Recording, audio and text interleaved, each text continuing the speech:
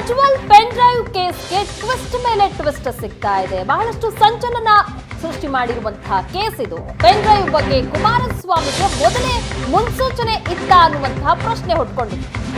ನಮ್ಮ ಕುಟುಂಬದ ಯಾರು ಲೋಕಸಭೆಗೆ ಸ್ಪರ್ಧೆ ಮಾಡಲ್ಲ ಅಂತ ಎಚ್.ಡಿ. ಕುಮಾರಸ್ವಾಮಿ ಅವರು ಹೇಳಿಕೆ ಕೊಟ್ಟಿದ್ರು. ಏಷ್ಯಾನೆಟ್ ಸುವರ್ಣ ನ್ಯೂಸ್ ಅವರ್ ಸಂದರ್ಭದಲ್ಲಿ ಎಚ್.ಡಿ.ಕೆ ಹೇಳಿಕೆ ಕೊಟ್ಟಿದ್ರು. ಜುಲೈ 16, 2023ರಂದು ಸುವರ್ಣ ನ್ಯೂಸ್ನಲ್ಲಿ ಕುಮಾರಸ್ವಾಮಿ ಮಾತನಾಡಿದ್ರು. ಆ ಸಂದರ್ಭದಲ್ಲಿ ಈ ಹೇಳಿಕೆಯನ್ನ ಕೊಟ್ಟಿದ್ರು. ಕುಮಾರಸ್ವಾಮಿ ಹೇಳಿಕೆಯಿಂದ ಸಿಟ್ಟಾಗಿದ್ದ ಪ್ರಜ್ವಲ್ ರೇವಣ್ಣ, ಪ್ರಜ್ವಲ್ಗೆ ಟಿಕೆಟ್ ಬೇಡ ಅಂತ ಅಮಿತ್ ಶಾ ಹೇಳಿದ್ರು. ದೇವೇಗೌಡರು ಹಠಕ್ಕೆ ಬಿದ್ದು ಪ್ರಜ್ವಲ್ಗೆ ಟಿಕೆಟ್ ಅನ್ನ ಕೊಡಿಸಿದ್ರು. ನಾನೇ ಜವಾಬ್ದಾರಿಯನ್ನ ತೆಗೆದುಕೊಳ್ತೀನಿ ಅಂತ ರೇವಣ್ಣ ಅಂದಿದ್ರು.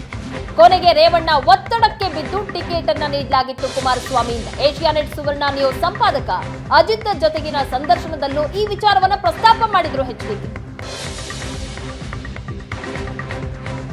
ಕುಟುಂಬದ ಬಗ್ಗೆ, ಕುಟುಂಬ ರಾಜಕಾರಣ ಎಲ್ಲ ಕುಟುಂಬದಲ್ಲಿ ಅವರಾಯಿತು ಇವರಾಯಿತು ಅಂತೆಲ್ಲ ಹೇಳ್ತಾರೆ. ದೇವೇಗೌಡರು ಕುಟುಂಬ ಎಲ್ಲ ಇವರಿಗೆ ಬೇಕು, ಎಲ್ಲ ಇವರಿಗೆ. ಇದು ಒಂದು ಈ ಕುಟುಂಬದ ಮೇಲೆ ಒಂದು ಸಿಸ್ಟಮ್ಯಾಟಿಕ್ ವೇನಲ್ಲಿ ಪಬ್ಲಿಕ್ನಲ್ಲಿ ಒಂದು ಕೆಟ್ಟ ಅಭಿಪ್ರಾಯ ಮೂಡಿಸಿದ್ದಾರೆ. ಅದನ್ನು ತೆಗಿಬೇಕು ಅನ್ನೋದು ನಾನು ವೈಯಕ್ತಿಕವಾಗಿ ನನ್ನ ಒಂದು ಮುಂದಿನ ಒಂದು ತೀರ್ಮಾನಗಳು ಮಾಡಬೇಕು ಅಂತ ಇದ್ದೆ. ಹಾಲಿ ಹಾಸನದ ಲೋಕಸಭಾ ಸದಸ್ಯರಿದ್ದಾರೆ, ಅವರ ತೀರ್ಮಾನ ನನ್ನ ಅಭಿಪ್ರಾಯದಲ್ಲಿ ಅವ್ರ ತೀರ್ಮಾನಕ್ಕೆ ಬರಬೇಕಾದ್ರೆ ನನ್ನ ಅಭಿಪ್ರಾಯದಲ್ಲಿ ಈ ಚುನಾವಣೆಯಲ್ಲಿ ನಾವು ಕುಟುಂಬದಿಂದ ಯಾರೂ ನಿಲ್ದೇ ಕಾರ್ಯಕರ್ತರನ್ನೇ ನಾವು ಗೆಲ್ಲಿಸ್ಕೊಂಡು ಬರ್ತಕ್ಕಂಥ ವಾತಾವರಣ ಸೃಷ್ಟಿ ಮಾಡಿದಾಗ ನಮ್ಮ ಕುಟುಂಬದ ಮೇಲೆ ಪದೇ ಪದೇ ಒಂದು ಜನಗಳಲ್ಲಿ ಕಂದಕ ಸೃಷ್ಟಿ ಮಾಡ್ತಾರಲ್ಲ, ಕುಟುಂಬ ರಾಜಕಾರಣ ಒಂದು ಸಲ ಅದನ್ನು ಸಂಪೂರ್ಣ ತೆಗೆದುಹಾಕಬೇಕು ಅನ್ನೋದು ನಾನು ವೈಯಕ್ತಿಕವಾಗಿ ಇಟ್ಕೊಂಡಿರ್ತಕ್ಕಂಥದ್ದು. ಆದರೆ ಅಲ್ಲಿ ಈಗಾಗಲೇ ಅವರು ಹಾಲಿ MP ಇರೋದರಿಂದ ತೀರ್ಮಾನ ಅವ್ರು ಮಾಡ್ಕೋಬೇಕಾಗತ್ತೆ. ಕುಟುಂಬದ ಬಗ್ಗೆ ಪ್ರಜ್ವಲ್ ಬೇಡ ಅಂತೇನೋ ಅಮಿತ್ ಶಾ ಹೇಳಿದ್ರು ಒಂದು ಸುದ್ದಿ ಸರ್. BJPನಲ್ಲಿ ಈ ಸಲ ಚೇಂಜ್ ಮಾಡೋದು ಒಳ್ಳೆಯದು ಕ್ಯಾಂಡಿಡೇಟ್ನ ಅನ್ನೋದು BJPಯಿಂದ ಪ್ರೆಷರ್ ಇದ್ದಿದ್ದು ನಿಜ. ಓಕೆ, ಬಟ್ ಫಾದರು ಮೊದಲೇ ತೀರ್ಮಾನ ಮಾಡಿಬಿಟ್ಟಿದ್ರು ಅವನ್ನೇ ಕಂಟಿನ್ಯೂ ಮಾಡಬೇಕು ಅಂತ ಹೇಳಿ. BJP ಸರ್ಕಲಲ್ಲಿ ಒಂದು 2-3 ಬಾರಿ ಭೇಟಿ ಮಾಡಿದಾಗ್ಲೂ ಇಲ್ಲ ಅಲ್ಲಿ ಸಮಸ್ಯೆ ಇದೆ ಚೇಂಜ್ ಮಾಡಿ ಅಂತಕ್ಕಂಥದ್ದು ಒಂದು. ಅಂದರೆ ಅವ್ರ ಪಾಪ ಹೈಕಮಾಂಡು ಪ್ರೆಷರ್ ಏನು ಹಾಕಲಿಲ್ಲ ನಮಗೆ. ಸಜೆಷನ್ ಇಲ್ಲಿ ಲೋಕಲ್ ಲೀಡರ್ಗಳದ್ದು ಬೇರೆ, ಅವರು ಈ ಥರ ಹೇಳ್ತಾರೆ ಸ್ವಲ್ಪ ನೋಡಿ ತೀರ್ಮಾನ ಮಾಡ್ಕೊಳ್ಳಿ ಅಂತ ಅವರು. ಬಟ್ ಫಾದರ್ ಇಲ್ಲ, ಡೋಂಟ್ ವರಿ, ಇಲ್ಲ comfortably going to win, actually I will take care ಅಂತ ಹೇಳಿ ಅವರೇ ತೀರ್ಮಾನ ತಗೊಂಡ್ರು. ಬಟ್ ಸ್ಟಾರ್ಟಿಂಗ್ನಲ್ಲಿ ನೀವು ಹೇಳಿದಾಗೆ ಸ್ವಲ್ಪ ನೆಗೆಟಿವ್ ಆಗಿ ಮಾತಾಡ್ತಿದ್ರು. ಬಟ್ ನಾನು ಒಂದು ಬಾರಿ ಹೋಗಿದ್ದು ನಮ್ಮ ತಂದೆಯವರಿಗೆ ಪ್ರತಿನಿತ್ಯ ಹೋಗಿ ಹಲವಾರು ಹಳ್ಳಿಗಳಲ್ಲಿ ಜನಗಳ ಜೊತೆ ಕೂತು ಚರ್ಚೆ ಮಾಡಿದಾಗ ಬದಲಾವಣೆ ಅಂತೂ ಆಗಿದೆ.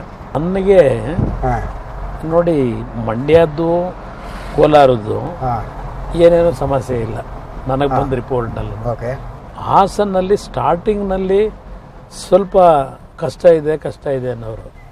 ಬಟ್ ಅಲ್ಲೂ ಸಹ ಈಗ ಯಾರು ಕೇಳಿದ್ರು ಇಲ್ಲ ಬಹಳ ಇಂಪ್ರೂವ್ ಆಗಿದೆ, ಗೆಲ್ತಾರೆ ಅಂತಕ್ಕಂಥದ್ದು ಮಾತು. ಈ ಬೆಳವಣಿಗೆ ಕುರಿತಾಗಿ ಇನ್ನಷ್ಟು ಡೀಟೇಲ್ಸ್ ಪಡೆಯೋಣ. ನಮ್ಮ ಪ್ರತಿನಿಧಿ ಸುರೇಶ್ ಈಗ ಸಂಪರ್ಕದಲ್ಲಿದ್ದಾರೆ. ಸುರೇಶ್, ಸುವರ್ಣ ನ್ಯೂಸ್ ಜೊತೆಗಿನ ಸಂದರ್ಶನದಲ್ಲೇ ಕುಮಾರಸ್ವಾಮಿ ಅವರು ಆಡಿದಂತಹ ಮಾತುಗಳನ್ನು ನಾವು ಕೇಳಿಸ್ಕೊಂಡ್ವಿ. ನಮ್ಮ ಕುಟುಂಬದಿಂದ ಕೂಡ ಯಾರೂ ಈ ಬಾರಿ ಚುನಾವಣೆಗೆ ನಿಲ್ಲಲ್ಲ ಅನ್ನುವಂಥ ಹೇಳಿಕೆಗಳನ್ನು ಕೊಟ್ಟಿದ್ರು. ಆ ನಂತರ ಚುನಾವಣೆಗೆ ನಿಂತು ಪ್ರಚಾರದ ಸಂದರ್ಭದಲ್ಲಿ ನಡೆಸಿದಂಥ ಸಂದರ್ಶನದಲ್ಲಿ ಹೌದು ಪ್ರಜ್ವಲ್ಗೆ ಟಿಕೆಟ್ ಕೊಡೋದು ಬೇಡ ಎನ್ನುವಂತಹ ಒಂದು ಹೇಳಿಕೆ ಇತ್ತು, ಅಮಿತ್ ಶಾ ಹೇಳಿದ್ರು. ಆದರೆ ದೊಡ್ಡಗೌಡರ ಒತ್ತಡದಿಂದಾಗಿ ನಂತರ ಕೊಡಲಾಯಿತು ಅನ್ನುವಂಥ ಮಾತುಗಳನ್ನು ಹೇಳ್ತಾರೆ. ಆದರೆ ಈ ಮಾತುಗಳ ಹಿಂದಿರುವ ಹಿನ್ನೆಲೆ ಏನು? ನಿಜಕ್ಕೂ ಈ ಬೇಡ ಅಂತ ಹೇಳೋದಕ್ಕೆ ಕಾರಣ ಏನಾಗಿತ್ತು? ಈ ವಿಚಾರ ಮೊದಲೇ ಗೊತ್ತಿತ್ತಾ ಕುಮಾರಸ್ವಾಮಿ ಅವರಿಗೆ? ಈ ಪೆನ್ ಡ್ರೈವ್ ಪ್ರಕರಣಕ್ಕೆ ಸಂಬಂಧಪಟ್ಟಂತೆ ಬೆಳವಣಿಗೆಗಳ ಬಗ್ಗೆ ಏನು ಸೂಚನೆ ಕೊಡುತ್ತೆ ಈ ಸಂದರ್ಶನದಲ್ಲಿ ಎಚ್.ಡಿ.ಕೆ ಆಡಿದಂತಹ ಮಾತು?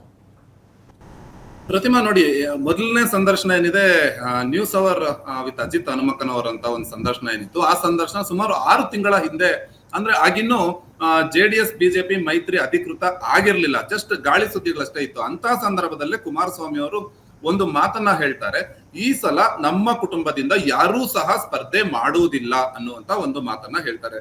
ಬಹಳ ನೇರವಾಗಿ ಈ ಮಾತು ಹಾಸನದ ಸಂಸದ ಪ್ರಜ್ವಲ್ ರೇವಣ್ಣ ಅವರನ್ನ ಕುರಿತಾಗಿಯೇ ಆಗಿತ್ತು ಅನ್ನುವಂಥದ್ದು ಈಗಿನ ಚರ್ಚೆಗಳು, ಈಗಿನ ಬೆಳವಣಿಗೆಗಳನ್ನ ನೋಡಿದ್ರೆ ನಾವು ಬಹಳ ಸುಲಭವಾಗಿ ಊಹೆ ಮಾಡಬಹುದು. ಆಗ ಈ ಮಾತನ್ನ ಕುಮಾರಸ್ವಾಮಿ ಅವರು ಹೇಳಿದಂತ ಸಂದರ್ಭದಲ್ಲಿ ಹಾಸನದಲ್ಲಿ ಪ್ರಜ್ವಲ್ ರೇವಣ್ಣ ಅವರು ಮಾಧ್ಯಮಗಳ ಮೇಲೆ ಸಿಟ್ಟಾಗ್ತಾರೆ. ನಾನೆಲ್ಲಿ ಆ ರೀತಿ ಸ್ಪರ್ಧೆ ಮಾಡಲ್ಲ ಅಂತ ಹೇಳಿದ್ದೀನಿ ಅನ್ನುವಂತ ಮಾತನ್ನ ಹೇಳ್ತಾರೆ. ಇದೆಲ್ಲ ಆದ ಬಳಿಕ ಇದೀಗ ಮೈತ್ರಿ ಆಯಿತು. ಚುನಾವಣಾ ಪ್ರಚಾರದ ಸಂದರ್ಭದಲ್ಲಿ ನಡೆದಂತಹ ಮತ್ತೊಂದು ಸಂದರ್ಶನದಲ್ಲಿ ಹಾಸನದಲ್ಲಿ ಪ್ರಜ್ವಲ್ ರೇವಣ್ಣ ಬೇಡ, ಅಭ್ಯರ್ಥಿಯನ್ನ ಬದಲಾಯಿಸಿದ್ರೆ ಉತ್ತಮ ಅನ್ನುವಂತ ಮಾತನ್ನ ಅಮಿತ್ ಶಾ ಅವರೇ ಹೇಳಿದ್ದಾರೆ. ಆದ್ರೆ ದೇವೇಗೌಡರು ಸ್ವಲ್ಪ ಹಠಕ್ಕೆ ಬಿದ್ದು ಅವ್ರಿಗೆ ಕೊಡಬೇಕು, ನಾನು ಜವಾಬ್ದಾರಿ ತಗೊಳ್ತೀನಿ, ನಾನು ನೋಡ್ಕೊಳ್ತೀನಿ ಅನ್ನುವಂತ ಮಾತನ್ನ ಹೇಳಿದ್ರು. ಹಾಗಾಗಿ ಅಂತಿಮವಾಗಿ ನಾವು ಪ್ರಜ್ವಲ್ ರೇವಣ್ಣ ಅವರನ್ನ ಕಣಕ್ಕಿಳಿಸೋದ್ರ ಬಗ್ಗೆ ತೀರ್ಮಾನವನ್ನ ಮಾಡಿದ್ವಿ ಅನ್ನುವಂತ ಒಂದು ಮಾತನ್ನ ಕುಮಾರಸ್ವಾಮಿ ಅವರು ಹೇಳ್ತಾರೆ. ಇಲ್ಲಿ ಒಂದ್ ರೀತಿ ಕುಮಾರಸ್ವಾಮಿ ಅವರಿಗೆ ಒಂದ್ ರೀತಿ ಇಕ್ಕಟ್ಟಿನ ಪರಿಸ್ಥಿತಿ, ಅಂದ್ರೆ ಇಂತಹ ರಾಜಕಾರಣ ನಡೆಯಬಹುದು ಅನ್ನುವಂಥದ್ದು ಕುಮಾರಸ್ವಾಮಿ ಅವರಿಗೆ ಮೊದಲೇ ಗೊತ್ತಿತ್ತು. ಅವರು ಇತ್ತೀಚೆಗೆ ಆಪ್ತರ ಬಳಿ ಕೂಡ ಹೇಳ್ಕೊಂಡಿದ್ದಾರೆ. ಹಾಗಾಗಿಯೇ ನಾನು ಪ್ರಜ್ವಲ್ ರೇವಣ್ಣ ಸ್ಪರ್ಧೆಗೆ ವಿರೋಧವನ್ನ ವ್ಯಕ್ತಪಡಿಸಿದ್ದೆ. ಈ ಬಾರಿ ಅಭ್ಯರ್ಥಿಯನ್ನ ಬದಲಾಯಿಸಿದ್ರೆ ಅನುಕೂಲ ಆಗಿತ್ತು. ಈಗ ಇಷ್ಟೆಲ್ಲ ಪ್ರಕರಣಗಳು ನಡೀತಾ ಇರುವಂತಹ ಸಂದರ್ಭದಲ್ಲಿ ಪಕ್ಷಕ್ಕೆ ಮತ್ತೆ ಕುಟುಂಬಕ್ಕೆ ಕೂಡ ಒಂದ್ ರೀತಿ ಮುಜುಗರವನ್ನ ಉಂಟು ಮಾಡುವಂತಹ ಪರಿಸ್ಥಿತಿ ಎದುರಾಗಿದೆ ಅನ್ನುವಂತ ಮಾತನ್ನ ಕುಮಾರಸ್ವಾಮಿ ಅವರು ಹೇಳ್ಕೊಂಡಿದ್ದಾರೆ. ಇದೆಲ್ಲವನ್ನ ನೋಡಿದ್ರೆ ಕುಮಾರಸ್ವಾಮಿ ಅವರಿಗೆ ಎಲ್ಲೋ ಒಂದು ಕಡೆ ಇದರ ಸೂಚನೆ ಇತ್ತು ಅನ್ಸುತ್ತೆ. ಚುನಾವಣಾ ಪ್ರಚಾರದ ಸಂದರ್ಭದಲ್ಲಿ ಹಾಸನಕ್ಕೆ ಕುಮಾರಸ್ವಾಮಿ ಅವರು ಹೋದಂತ ಸಂದರ್ಭದಲ್ಲಿ ಕೂಡ ವೇದಿಕೆಯ ಮೇಲೆ ಒಂದು ಮಾತನ್ನ ಹೇಳ್ತಾರೆ. ತಪ್ಪು ಮಾಡಿರಬಹುದು, ಒಂದು ಸಲ ಕ್ಷಮಿಸಿ, ಇದೊಂದು ಬಾರಿ ಕ್ಷಮಿಸಿ ಅನ್ನುವಂತ ಮಾತನ್ನ ಹೇಳುವ ಮೂಲಕ ಅವರು ಚುನಾವಣಾ ಪ್ರಚಾರವನ್ನ ಶುರು ಮಾಡ್ತಾರೆ. ಇದೆಲ್ಲವನ್ನ ಗಮನಿಸೋದೇ ಆದಲ್ಲಿ ಬಹಳ ಹಿಂದಿನಿಂದಲೇ ಕುಮಾರಸ್ವಾಮಿ ಅವರಿಗೆ ಇಂತಹ ರಾಜಕಾರಣ ನಡೆಯಬಹುದು, ಪ್ರಜ್ವಲ್ ರೇವಣ್ಣ ಅವ್ರದ್ದು ಎನ್ನಲಾದಂತಹ ಇಂತಹ ದೃಶ್ಯಗಳನ್ನ ಇಟ್ಕೊಂಡು ಒಂದ್ ರೀತಿ ವಿರೋಧಿಗಳು ರಾಜಕಾರಣಕ್ಕೆ ಇಳಿಬಹುದು ಅನ್ನುವಂತ ಒಂದು ಮುನ್ಸೂಚನೆ ಸಿಕ್ಕಿತ್ತು. ಹಾಗಾಗಿ ಅವರು ಒಂದಷ್ಟು ಮುಂಜಾಗ್ರತೆಯನ್ನ ವಹಿಸಬೇಕು ಅನ್ನುವಂತ ನಿಟ್ಟಿನಲ್ಲಿ ಈ ಸಲ ನಮ್ಮ ಕುಟುಂಬದಿಂದ ಯಾರು ಸ್ಪರ್ಧೆ ಮಾಡಲ್ಲ ಅಂತ ಹೇಳಿದ್ರು. ಮತ್ತೊಂದು ಕಡೆ ಮಂಡ್ಯದಿಂದಲೂ ಕೂಡ ಕುಮಾರಸ್ವಾಮಿ ಅವರು ಸ್ಪರ್ಧೆ ಮಾಡೋದಕ್ಕೆ ಇಚ್ಛೆ ಪಟ್ಟಿರ್ಲಿಲ್ಲ. ಆದ್ರೆ ಕೇಂದ್ರದ ಬಿಜೆಪಿ ನಾಯಕರು ನೀವೇ ಸ್ಪರ್ಧೆ ಮಾಡಬೇಕು ಅನ್ನುವ ಕಾರಣವನ್ನ ನೀಡಿದ್ರಿಂದ ಕುಮಾರಸ್ವಾಮಿ ಅವರು ಅಂತಿಮವಾಗಿ ಮಂಡ್ಯದಿಂದ ಕಣಕ್ಕೆ ಇಳಿಬೇಕಾಯ್ತು. ಆದ್ರೆ ಕುಮಾರಸ್ವಾಮಿ ಅವರ ನಿಲುವು ಬಹಳ ಸ್ಪಷ್ಟವಾಗಿತ್ತು, ನಮ್ಮ ಕುಟುಂಬದಿಂದ ಯಾರು ಕೂಡ ಈ ಸಲ ಸ್ಪರ್ಧೆ ಮಾಡೋದು ಬೇಡ. ಅದು ಒಂದ್ ರೀತಿ ಕುಟುಂಬ ರಾಜಕಾರಣದ ಹಣೆಪಟ್ಟಿಯಿಂದ ದೂರ ಉಳಿಯೋದು ಎಷ್ಟು ಮುಖ್ಯ ಆಗಿತ್ತೋ ಅದೇ ರೀತಿ ಇವತ್ತು ಒದಗಿರುವಂತಹ ಈ ಒಂದು ಮುಜುಗರದ ಸನ್ನಿವೇಶದಿಂದ ಪಾರಾಗುವ ಒಂದು ನಿರ್ಧಾರ ಕೂಡ ಅದರ ಹಿಂದೆ ಇತ್ತು ಅಂತ ಹೇಳಲಾಗ್ತಾ ಇದೆ. ಇದೆಲ್ಲವನ್ನ ಗಮನಿಸೋದೆ ಆದಲ್ಲಿ ಕುಮಾರಸ್ವಾಮಿ ಅವರಿಗೆ ಎಲ್ಲೋ ಒಂದು ಕಡೆ ಇದೆಲ್ಲ ಮುನ್ಸೂಚನೆ ಬಹಳ ಹಿಂದಿನಿಂದಲೇ ಇತ್ತು ಅಂತ ಹೇಳ್ಬಹುದು. ಪ್ರತಿಮಾ, ಥ್ಯಾಂಕ್ ಯು ಸುರೇಶ್, ನಿಮ್ಮೆಲ್ಲ ಡೀಟೇಲ್ಸ್ಗಾಗಿ.